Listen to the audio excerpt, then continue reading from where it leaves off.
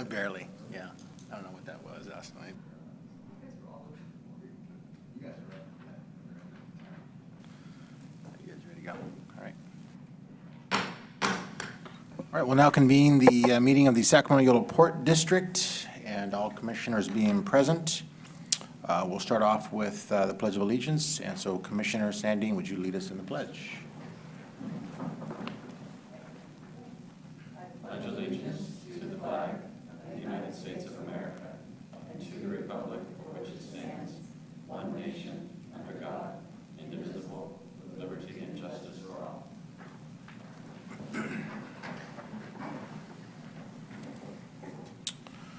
All right, part one is presentations by the public on matters not on the agenda but within the jurisdiction. I have no slips to speak, and there is no evidence of anybody interested in speaking this evening from the public, so we'll move on to consent items. We have two items.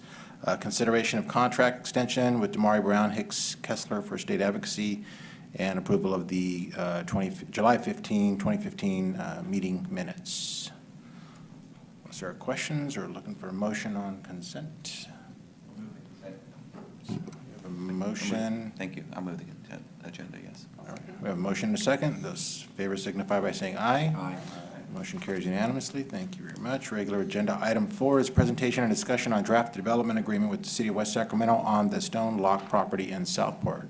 It's Ms. Hamilton. Good evening. Good evening, Chairman Villegas and members of the Port Commission. I apologize. I'm a little voice challenged tonight, so let me know if you can't hear me. So tonight, as a city staff person, I'm here presenting to you the draft development agreement for the Stone Lock property. For the audience who might be watching at home, the Stone Lock property is located just south of the Barge Canal in the northeast area of Southport. In 2012, the redevelopment agency assigned an option to purchase the property to the port, and the port subsequently assigned that option to Stone Lock District Holdings, which Cordish is a partner.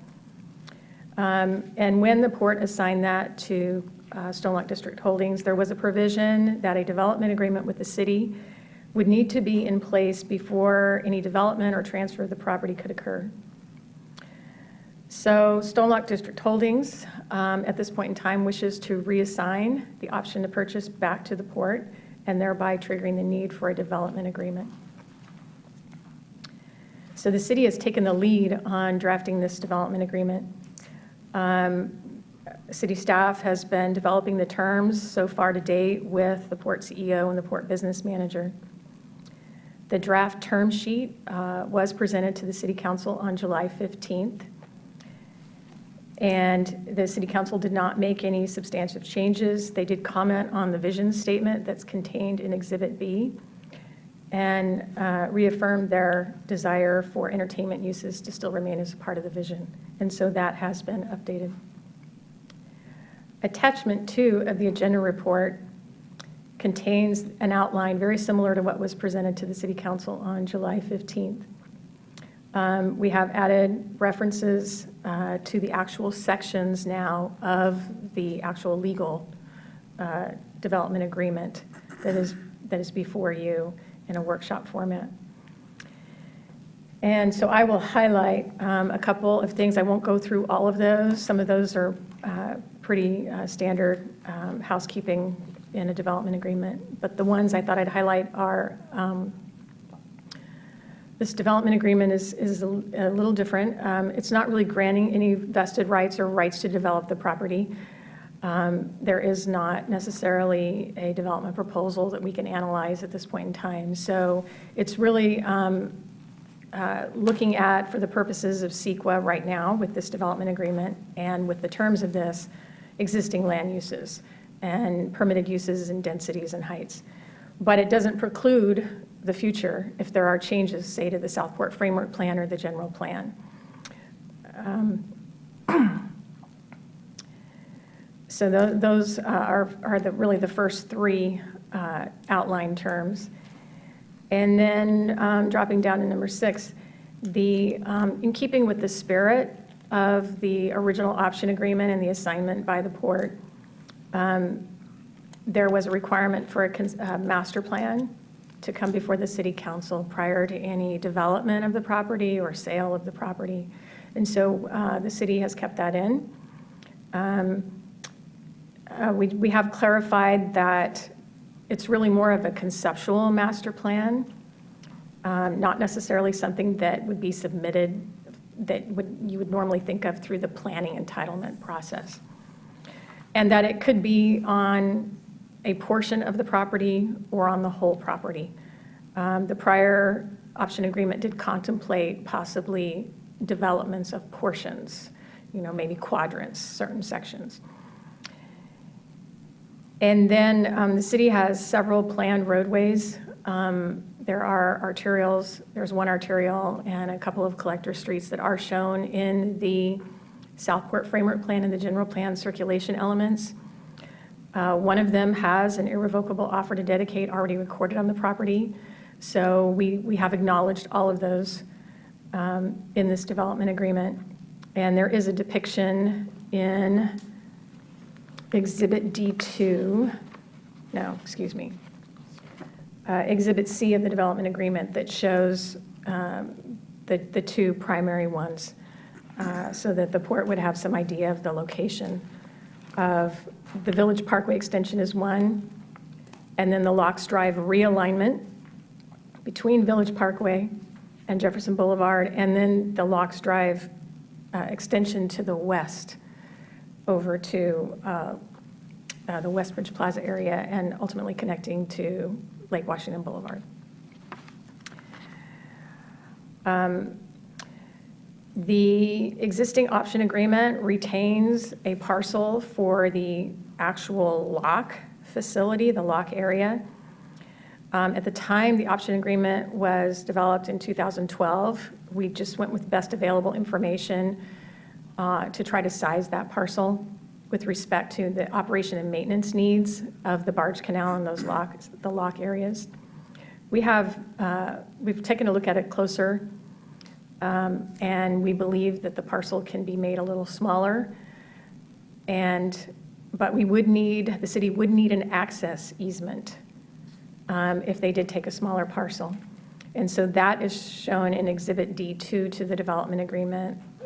It's a little hard to see the access easement outline on there, but it generally overlays the existing paved access off of South River Road.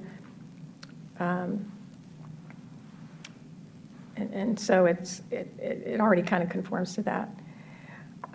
So that would be something that the city would need to effectuate the acceptance of that. It's already cleared Oversight Board and successor agency and Department of Finance approvals for that transfer to the city, but it's the actual formal acceptance needs to be done, and then the city would be looking to the port to dedicate an access easement at the same time.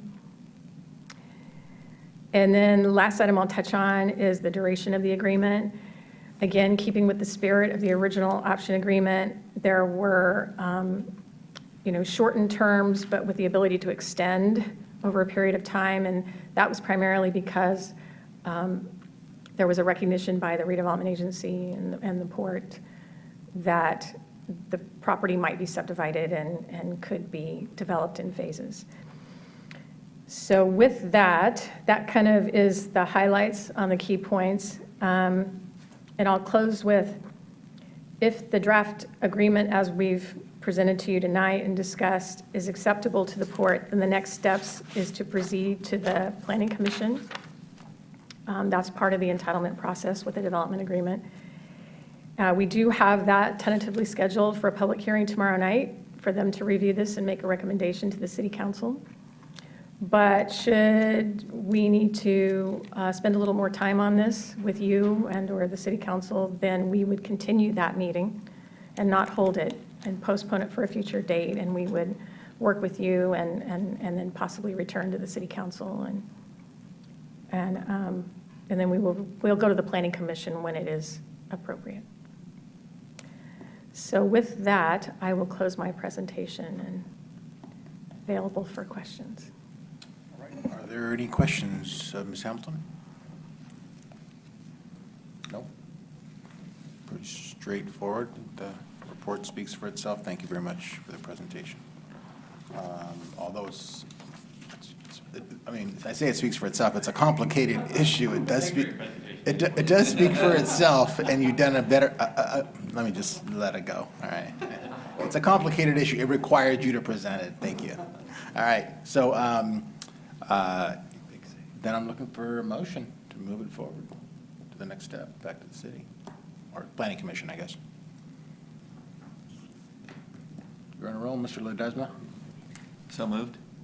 All right, got a motion and a second. All those in favor signify by saying aye. Aye. Motion carries unanimously. Thank you very much. All right, so thank you, Ms. Hamilton. Item 5 is consideration of a proposal to request a $2.1 million loan from the city of West Sacramento to finance the port's acquisition of the Stone Lock development property, and that's Mr. Laurel. Yes, thank you, Mr. Chair, Commissioners. So as a follow-up to that last item, with the DA terms, draft DA terms approved, this is the loan request to the city from the port to actually finance the acquisition. The port lacks the funds to pay the $2.1 million option price. But obviously, Stone Lock is a key piece of property, both for the port and the city. It's a transition between the city's urban riverfront and Southport. So there's reasons for both parties to be interested in this transaction. I won't go into the background. Charlene covered that in her presentation. So simply just to skip to those benefits of each party. So for the port, it implements a key provision of the business plan that you adopted a couple years ago. And that was really to work with the city, but to use the port's unique real estate authorities to implement mutually desirable real estate projects. I think this project is a great example of that recommendation. And then, moreover, Stone Lock would be a great addition to the port's real estate holdings. It already owns Seaway just to the west of that. The future development potential of Stone Lock, we would assess it as being really good potential for future mixed-use development. So it's a key piece of property, would be very advantageous for the port to add it to its holdings. For the city, on the other hand, selling to the port accomplishes a few things that would otherwise be difficult to achieve through a private sale. First, because of the option, it requires the development agreement. So by doing that, it gives the city meaningful control over the future development of the property. And plus, it creates some expectations for the port to work with the city to make progress towards developing the property. And the same would hold true with the loan agreement. I'll get into that in a minute. But the property would be owned by an entity with mutual goals with the city. I think that's important to the city. And then, like I said, without that, the property would be sold to a private party, potentially it would be outside of the option agreement without the requirement of a DA. A private property owner at that point could choose to land bank the site, which really doesn't meet anyone's interests, could be held for a long time before anything happens. So the loan terms, very straightforward, simple loan agreement that's attached to the report. It's an unsecured, zero-interest loan with repayment due when the property is sold by the port. That may be in pieces, so as the loan is repaid, it would be credited against the $2.1 million. But after 30 months, the city can actually trigger a provision that it can take the port's reserve funds down to $500,000, so up to half of the port's reserve funds. Or it can choose to continue the deferral of the repayment until sufficient property is sold. Through that, it's good for the port, obviously, because we were able to maintain enough reserves to deal with capital maintenance issues that may arise. And the last thing I'll point out is if the Port Commission approves the draft loan agreement at this meeting, it will be considered by the City Council tonight at the City Council meeting. So thank you. All right. Thank you, Mr. Laurel. Are there any questions or comments? Mr. Baldwin. The call on our reserves makes this a fairly, this adds an element of risk into this transaction that's not trivial for the port. Could you describe what the state of our current reserves and why this provision is necessary in this agreement in order to accomplish it? It seems like the city's objectives are furthered with or without this language. So maybe you can give a little background about the reserves themselves as they currently stand and what their forecast is. So the current amount of the reserves the port has on hand is about $1 million. There was some thought given early on to actually putting that money towards the purchase of the property, but then that brought up the risk of capital maintenance. We have a lot of deferred maintenance, as you know. We have an obligation to our tenant that if something, certain major maintenance issues occur, we're on the hook for that. So we feel the $500,000, keeping that amount in reserve is sufficient to deal with that risk. But at the same time, I think to your point, in terms of why the city would find that important, if the city were to get into a budgetary situation where it has $2.1 million out there for this transaction, and it's 2 years later and the port hasn't sold the property, we felt that it was a good compromise that the city would at least be able to recoup some of its initial investment if the money hasn't come back to it already. Really, we only contemplate that being a case where the city truly needed the funding. Of course, that's up to the city council ultimately, but that's why we thought it was a provision that the city would be interested in. I mean, part of what worries me about this provision is it will cause the staffs of both agencies to feel as though they need to rush to sale and even worse, rush to partition the property. And we've already heard some, options in that regard. And I know, I am, and I know there's others in both the commission and the council that are deeply concerned about the prospect of an all residential partitioning for the purpose of generating some cash in order to repay the city, in order to not have the reserve call made. That this is creating financial incentives that could lead to an undesirable outcomes. So in both agencies, I have that concern. But the second really is still whether or not this is the best deal the port could achieve in a loan transaction, because the city does have an interest in this regardless. And it's hard to imagine a situation in which the city would be in severe financial peril that the port would not also be. In terms of, I can't think of a period of, at least in 20 years, where the port's been in better financial shape than the city. So I'm adamantly opposed to the provision. But I really don't want to have a set of financial incentives that are pushing us to agree to a partition and a sale that will reduce the value of the project over the long run. And then, in terms of my interest, my other hat in having a project that's not good that's not what not what the community wants, which is not yet another housing only project in Southport. Commissioner Standing? I just want to pursue this a bit more. Are you considering suggesting that we change a term or ask the city for a change in terms? I don't know if that's possible in terms of extending the time from 2 to 3 years for the agreement timeline, or, I think one of the things for us as a Port Commission is having the loan be unsecured is actually really favorable to us, I think. Sure. So I'm just trying to take all the on balance, but is that something that you're suggesting, or is it that doesn't really still get at your concern? It deals with the concern about the equity of the transaction.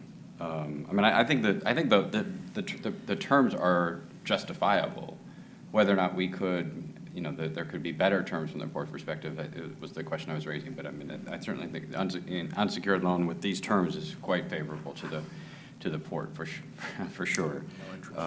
But the more intense concern I have is around the financial incentives to the sale, and by sale, potentially the partition and sale of the project into pieces that don't contribute either to the vision of this that the city has, or to the potential value of the project as a whole.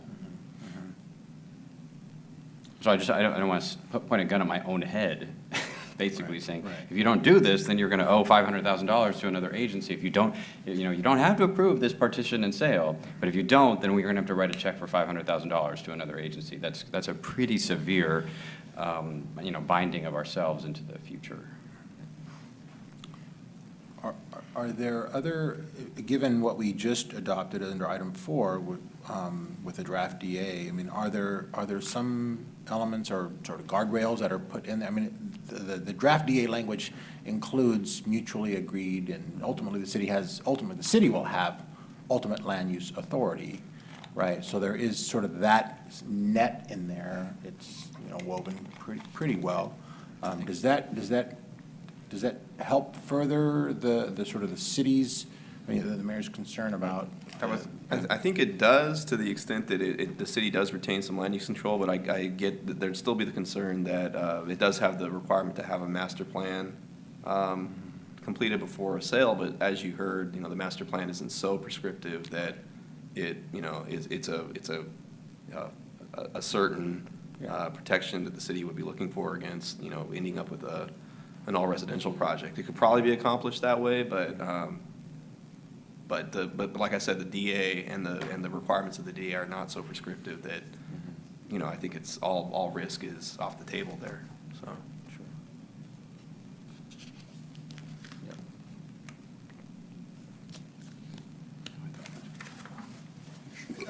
Just on that point, is there, I mean, right now it's basically a due on sale and then a lump sum. Is there any avenue to just amortize that out at no interest? So you're not faced with, you know, the port is not obligated to pay this off within any particular time, so it kind of relieves the incentive to try to parcel it and sell it off. So if there is any sale of any part or all of this property, that it goes off to pay the loan first, but any unpaid balance at the end of the time period would be amortized over a course of time at no interest?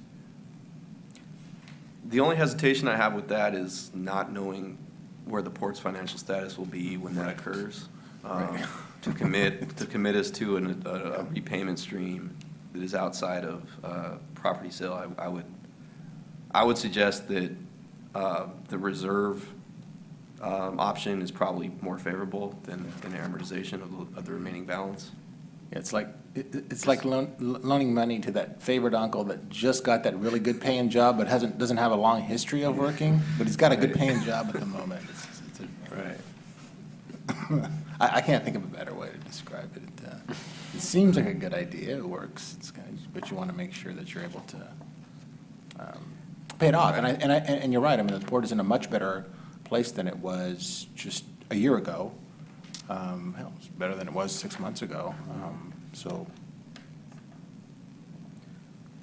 If I may, Mr. Chair, I share sort of the concern of basically leveraging your reserve for the loan, but given the terms that we're getting in return, I often look at this from the lender perspective, not those borrowing, yes. So I'm trying to balance that in this conversation. But I'm going back to your point, Mr. Chair, which is around the city's, the financial incentive, while it's there to certainly, if the financial gain of being able to pay off the loan and having a project ready would be there. I think it's been documented by I see the city's interest and our interest in maximizing that property as overriding our incentive to do that. I'm just trying to think of a way to, on that condition, can we not box it in, so to say, so that it ultimately is the port's decision sort of on the sale, correct? Right. But how does, it has to meet the obligations that were set forth in the document. In the that we DA. just- Yeah. Right. And I was trying to make sure we codify that or document that there has to be some agreement that this is the right.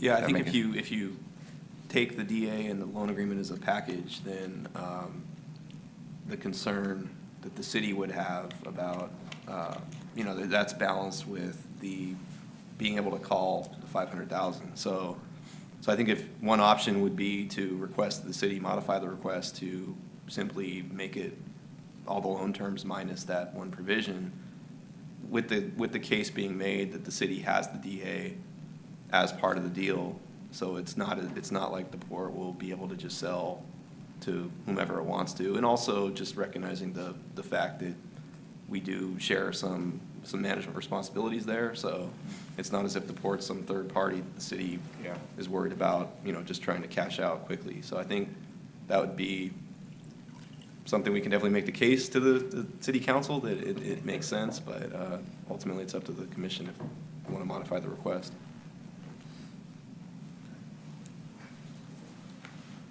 thoughts or suggestions? Yeah, I'm trying to think of some other way to do it. I just don't, but, I mean, it may be that just taking that provision out would be the best. It's not that I'm worried about the city. It's this, even on this exact piece of property, I've had to make a lot of poor decisions because of financial provisions that we'd put in earlier agreements. With Cordish, frankly, the port was, well, okay, well, they don't have to pay for anything, and we have to reimburse them, and then that caused us to have to make decisions that were not in the best interest of the property or the port, because we had set up these prior financial triggers, that where we would have, where the thing was, well, if you want to unwind this, it's going to cost you $500,000, and we can't afford to do that, so we had to stick with a project that was not going where it needed to go. And I don't want the reverse to happen in this case, where we get sucked into a project because we're under the gun to come up with $500,000 when we don't have to. There's no external force in the world that's creating this other than us, binding ourselves in the sense that the city and the port district have overlapping governance. I mean, we're creating a condition that doesn't give us any additional latitude or tools. It simply puts another potential, constraint and to make a decision that we may end up regretting. So it seems like I get the value for creating a sense of balance between the two entities in exchange for the unsecured loan, but I worry about the wrong financial incentives it's going to create for us to have to dispose of property. I mean, is it as easy as, is it as easy, I'm just trying to read the language here, but how you have it's after 30 months, the city can require the port to pay up to half of its reserves. So can you, just change an order from can to may, or something that kind of makes it more of an incentive to capture, I think, what Commissioner Cabalden is asking for is not unreasonable. We've got to make this a win-win situation, but also we understand as a port entity sort of the kind of where we are and where we could be in 3 years, 2.5 years, 3 years, 30 months. So we don't know. Mr. Chair, if I may, we did try to balance out this proposal, but it would be advantageous to the port just to strike that language and that we repay the $2.1 million upon the sale of the property and not put the date or the reference to the reserve in. That would be advantageous to the port. Yeah, it would simply be modifying section 1.3 of the agreement to strike B, and it would just be due on sale.